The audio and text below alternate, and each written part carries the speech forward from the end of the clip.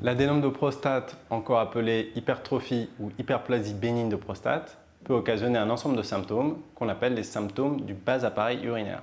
Il correspond à une augmentation du volume de la prostate qui grossit au fil du temps sous l'effet des hormones masculines qu'on appelle les androgènes. Et en augmentant de taille et de volume, sa consistance va devenir plus dure que d'ordinaire, ainsi la prostate va appuyer sur les structures de l'appareil urinaire et générer l'ensemble des symptômes.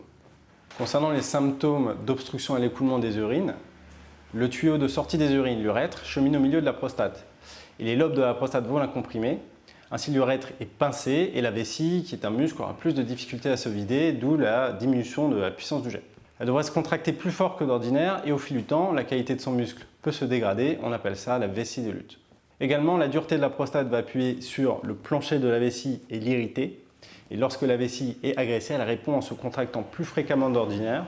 Et donc c'est ça qui va donner les envies fréquentes, les envies rapprochées d'uriner et les levées nocturnes. Lorsque les symptômes sont modérés, on propose un traitement médicamenteux par alpha-bloquant.